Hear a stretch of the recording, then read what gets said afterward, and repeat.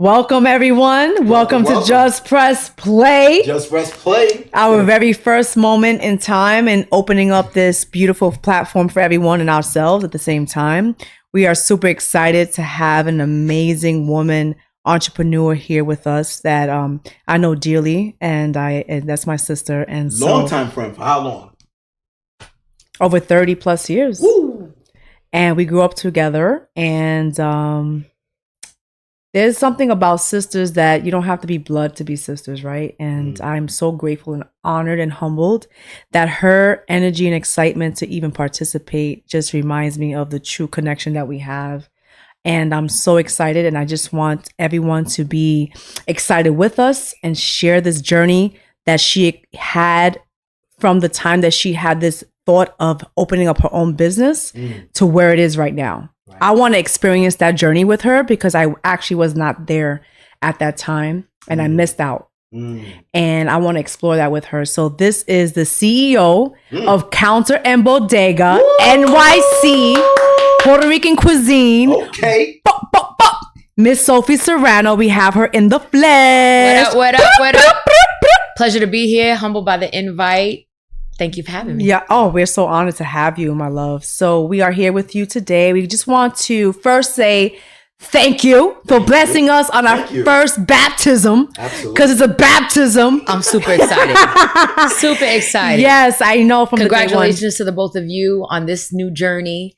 Words can't explain. I know. I feel your energy, my love. Well, I think it's even more so the fact that at a personal level that I'm here to share this moment with you guys, because I mean, I've known you guys also for a very long time, but I don't think that I've known you guys, as friends, right? And how y'all build each other's lives. So this podcast is going to kind of be like, I know you, but I don't know about y'all. Right. Yeah. And it's going to make such an amazing moment to actually feel this warmth, to feel this vibe right now in your growth. Okay. Yeah. So Sophie, we want to just ask you, right? Where and when did Counter Bodega come about in your mind, in your heart, in your spirit? Because I know that you were a bartender for over 20 plus years in NYC. So did that experience have you kind of observe how people run their businesses and you had a thought, or was it something you always wanted to do? For sure. Well, just a little backstory on, my journey to entrepreneurship and becoming a restaurateur. Right. Right out of college, I was recruited by a non-for-profit company called YI. Shout out to YI. Spent 22 years with the company. Amazing company. They had a great culture, and I learned a tremendous amount about people. I was a director of a social work clinic, which was part of the programming and the structure of the company. And it was a great run. And I would say 17 of those 22 years that I was with the company, I moonlighted as a bartender. Something drew me to, I was already in the nightlife, right? We were, kids in New York. Time out. Yeah, sure. So now that we're in there, the nightlife and all that good stuff, like what was it that made you want to become a bartender in the first place? Right. I loved being around people. I'm Puerto Rican, grew up with Puerto Rican parents. So culturally, we're drawn to music, food, partying, and partying at the crib, or partying in the house every weekend. Okay, so every Friday, undeniably, we were gonna have people in the house till 7 a.m. Sometimes, my parents had sleepovers. Oh, damn. So all my aunts, my uncles, and it was a safe place for us. So even though my parents were liberal, they were somewhat conservative. So it was like, okay, well, you have two goals, and that is to respect us, respect your elders, and do well in school. And so the best way for them to kind of like manage that was to allow me some level of freedom by hanging out with my friends and being outside. But at a certain time, I had to be home. What was and the curfew? So, what was the curfew? It depends on what age. Yo, Sophie's curfew. I wish I had that. I wish I had that like most of my teenage life. Yeah, Jesse's curfew was anytime as long as we were on the fire escape. Right? You know what I mean? We could be outside on the fire escape. Yo, my curfew was you in Sophie's house. Mm-hmm. She wouldn't even call me. I'm like, wow, it bees like that because the trust of her family, the trust of your parents. Right. And she knew I was in good hands. Yeah, my parents were really well respected in our community. They were professionals. And they were held in high regard. Because they always treated all of my friends like they were their children. Mm-hmm. And we grew up kind of somewhat sheltered because we only hung out within our families, extended families, including Jesse's family. And so how long have you guys, like what age did you guys help? 7, 8 years old. Oh, wow. Yeah. Wow. 7, 8 years old. I'm 47. I'm 46. 47 now. Mm-hmm. So do the math. Yeah. Yeah. Long time. Let's not do the math. Let's just say long time. Long time. And so because they build that level of respect and trust, parents like Jessica's allowed her to, sleep over. Mm-hmm. And once, we were home and, Jesse's mother, for example, could confirm that. Mm. I mean, the party went till 6, 7 in the morning. Yeah.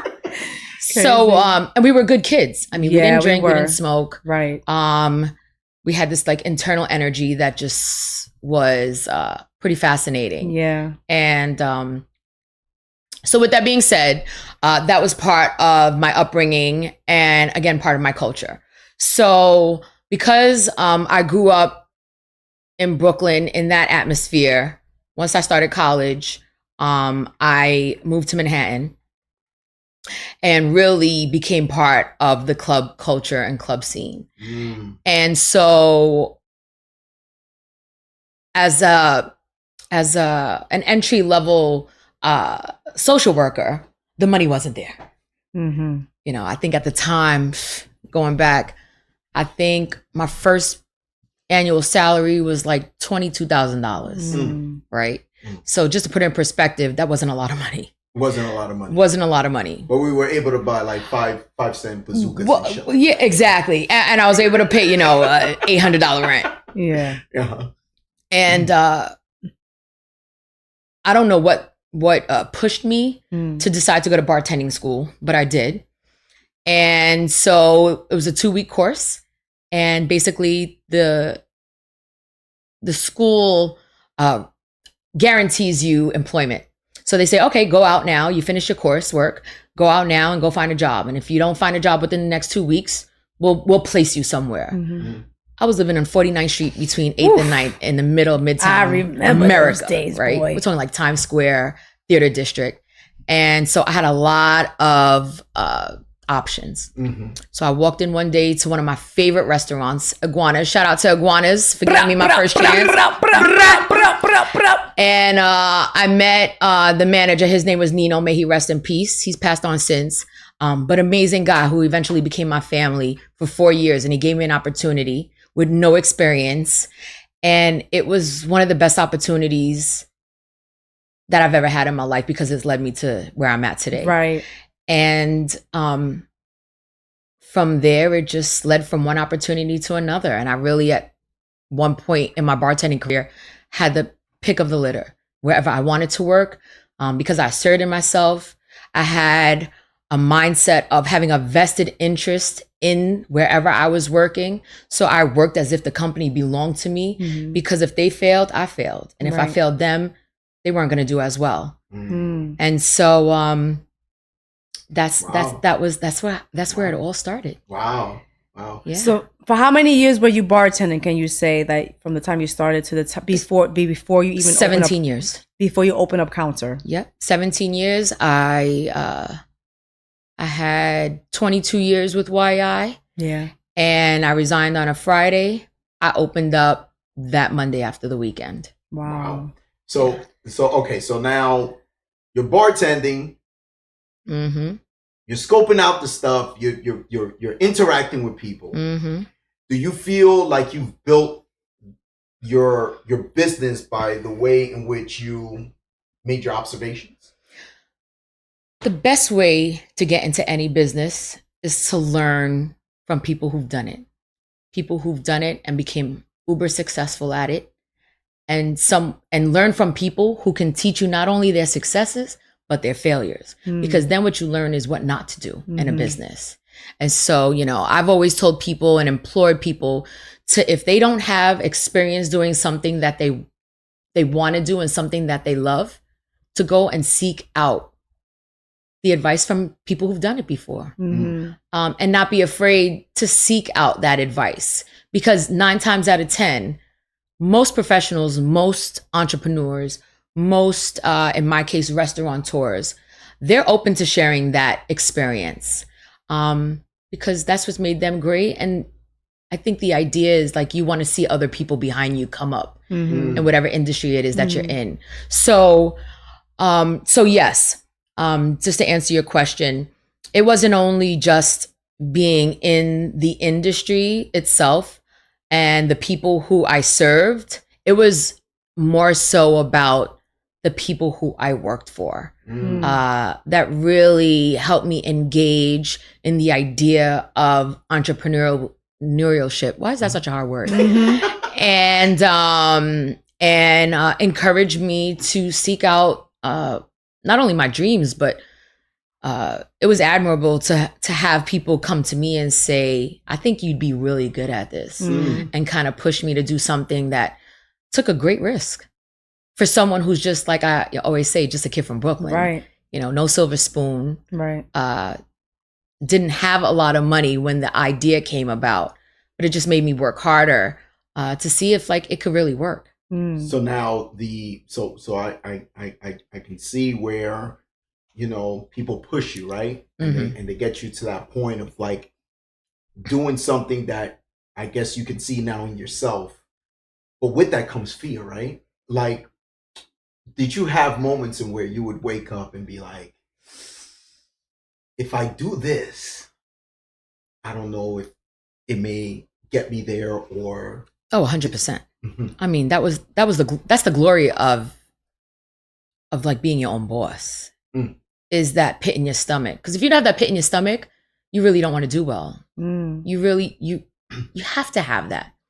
So what were your fears? Like, explain certain things or that would come up that would kind of like make you think twice about establishing your business. So when I was bartending, again, I was moonlighting. So I was bartending probably at that time 4 days a week, working a 9 to 5, 5 days a week, and sometimes working 48-hour shifts. So I was working 9 to 5, running over to my bartending gig, having to be there by 5:30, and then working till 4:30 in the morning and doing all over again 3 days in a row, Thursday, Friday, Saturday, sometimes Sundays.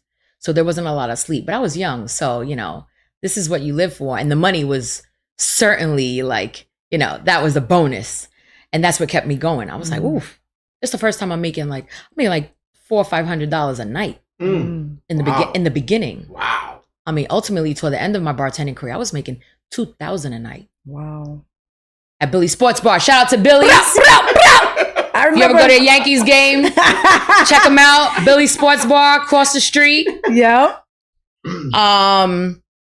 And so, it was like, I wasn't even thinking about opening my own business.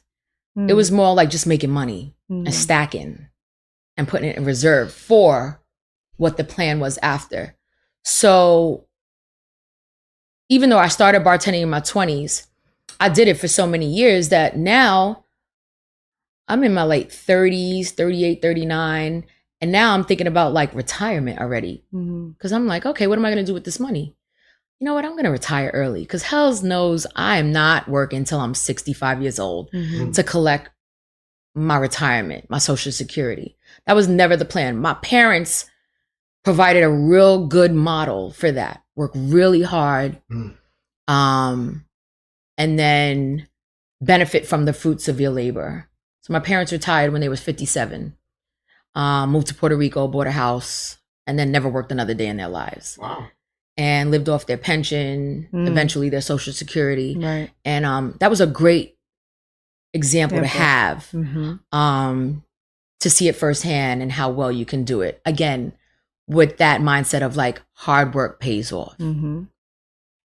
So one day, my boss, Georgie, thank you, Georgie, because he really was the engine that kept this, that created this motion for me.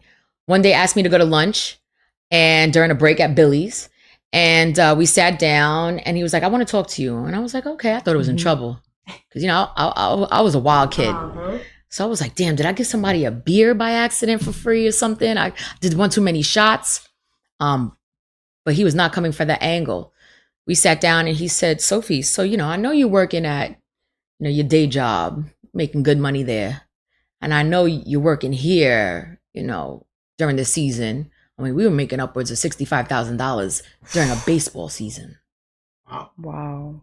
So he's like, That's impressive. yeah, it was good money. Wow. It was good money. Shmoney. Don't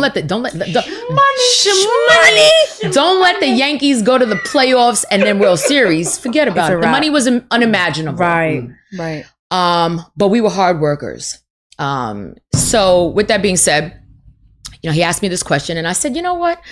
Yeah, I'm probably going to retire early. Just, you know, put my money in the bank, some of it under the mattress so the government don't tax my shit. Right. Right. Put in And, a sock. Put in a sock. You heard? Put in a shoebox. Put in a drawer. Real old school You know? mentality. And then, you know, buy some property and just like, you know, that's it. Just live the rest of my life, enjoying my life. Right. And he goes, no, that's not what you're going to do. He said, I think you should open up a restaurant. You do so much here. You're such a hard worker. You're one of my favorite employees. And I think you do well at it. And it was kind of like a light bulb went off. And it was the first time that someone actually said that to me. Now, I've had great employers throughout my years as a bartender, throughout my career. And they'd invested a lot in me by giving me great shifts and a lot of opportunity and have taught me a lot, always made themselves available to answer any questions that I had because I was a very curious person growing up. And so I was like, oh, well, you know, that's easy for you to say from one, you know, from a millionaire to, you know, just a regular kid. And he was like, no, I know that, you know, you save your money, you're frugal. I don't see you spending your money on, you know, excessive things like purses and shoes and such. So I have a plan for you. Tomorrow morning, I'm going to send you a business plan template. I'm going to email it to you. What I want you to do is I want you to open up that email and I want you to spend, let's just say, a year on developing a concept that you would like to have opening up a restaurant. I was like, okay, Georgie. Stuck up my hand. We shook on it. And I was like, you know what? I'm going to do that. I'm going to take you up on that offer.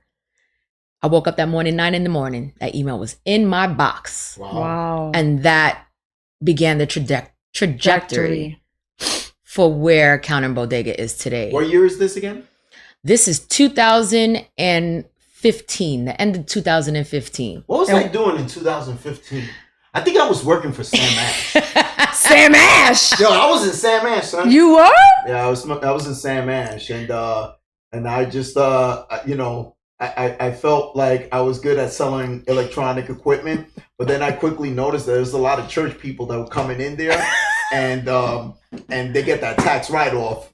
So that's all I did. That was my life in 2015. Meanwhile, you have this whole template thing going, and I'm gonna be honest with you. Listen, man, that back screen, god damn it, yo. It's been since the beginning. We're like, yo, why are we seeing so many different things?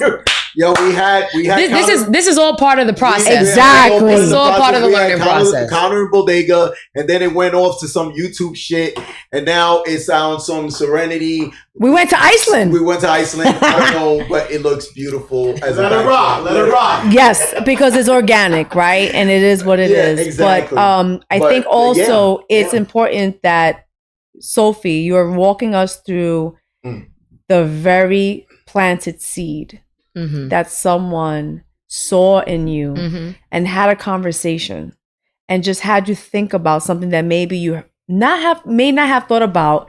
And what I know of you is that you're an opportunist, and you've always been very studious and very smart. You're very intelligent. So here it is, right? Sophie is so dope and cool in her vibe, but you don't know how smart. She had a typewriter.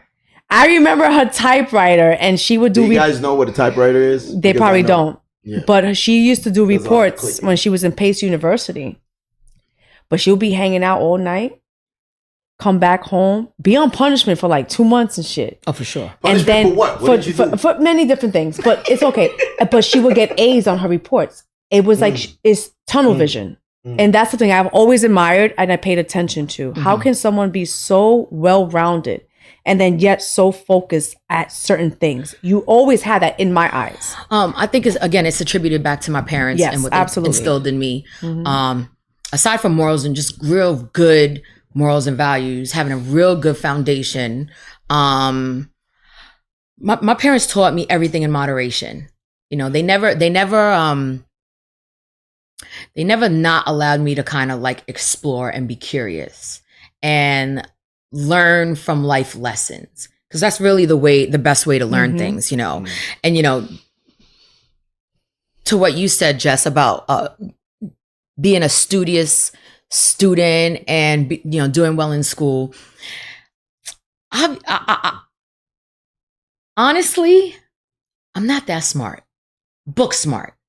What I am smart in and what I did excel in is what Brooklyn taught me and why Brooklyn's had so many successful people come out of that borough is because we're hustlers and we can make a way out of no way. And it's exactly what my parents did, you know, and it was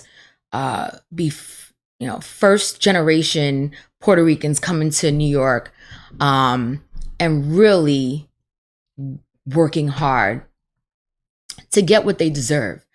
And so those late nights out, you know, and being able to wake up in that morning and go to school and still be a good student was more about learning a balance.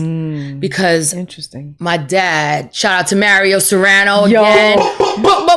July 25th, we're both Leos. Okay. Leos, we got the same birthday.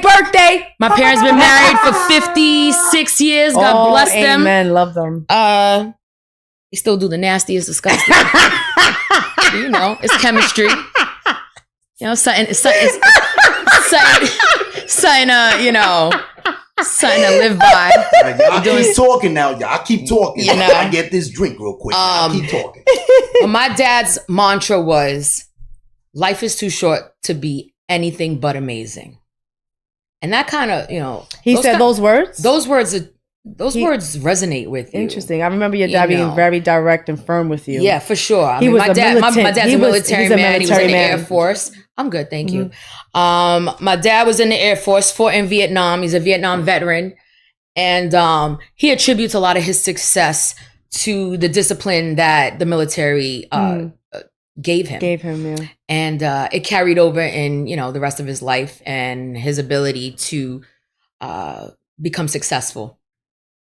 But your dad, when he came out, he was working as a director for like 18, when my dad came out, actually, when he was honorably discharged, and he spent a year, actually. My mom, so this was 75. My mom was already pregnant. I was born in 76. And he told my mom, you know what? You keep working.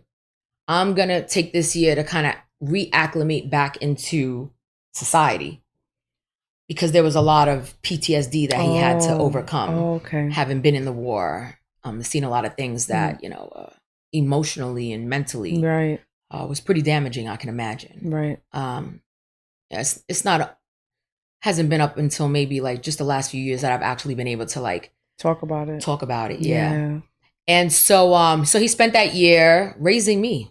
So a lot of my pictures of when I was months old to about 1 year old is pretty much just me and my pops. Oh, my mom worked a 9 to 5, and then she came home, and then she did everything that makes her wifely duties dictated. Oh, her chicken cutlets. Oh my god. Her chicken cutlets. My mom's an amazing cook. Pork chops and chicken cutlets. That small green kitchen. Shout out to 1819 Avenue U. Avenue U. Amazing. Sheepshead Bay. Mm-hmm. Oh man. So I can only imagine just the way that you guys. The stories endless, in that house is remarkable. But nonetheless, just getting back to the question. Yeah, so it was mostly about like balancing out life. Right. At the time, school and being just a good daughter. Mm-hmm. I have a younger brother. Shout out to my brother DJ. And being a good model for him. And being a good big sister, and kind of being a good example of what the expectation was. There was always expectations in my life. Mm. Again, they weren't out of reach. But if I maintain those expectations, my parents gave me the world. Mm. So with that being said, I forgot where we're going with this. That's all right. But we're talking about your journey, and that's all that right now we're focused on. So your upbringing, the person who saw something in you. Right. Who actually presented this opportunity for you to open up that email. Like we're walking into your life back and forth. Exactly. Right. Exactly. And, so getting back to Georgie, right? And that moment at the table having lunch. In most cases, what I've seen in this business is like, if we don't have customers and we're not serving, there's a lot of off time, especially if you're not in a busy environment. And so in most cases, a lot of employees are just going to like dilly dally. They're going to be on their phones. They're going to take bathroom breaks. They're just going to look for excuses not to work in their spare time. My spare time I spent cleaning, restocking the bar, because I just knew the value of hard work. Mm-hmm. And I knew that my employers would see that. And for me, it was more about respect. So I wanted to be respected. And I grew up in Sheepshead Bay in a very white neighborhood. Aside from where my family lived, which was Ocean Avenue. Shout out to Ocean Avenue. OA all day. All day, every day. Right, which is where Jesse and I connected. Ocean Avenue, our you families and had Jay already known each other for years. Mm-hmm. And we were just blessed to be a part of that upbringing. Yeah. And so, so he said that. He sent me that email, and I spent a year. Wow. Literally every day. Every day. Filling it out. Doing my research, because there was a lot of questions in that business plan template that I had no knowledge of. So a lot of it, aside from the practicality of just being a bartender and working in the environment, a lot of the jargon and the behind the scenes, the back of the house information that I didn't know, I did my research.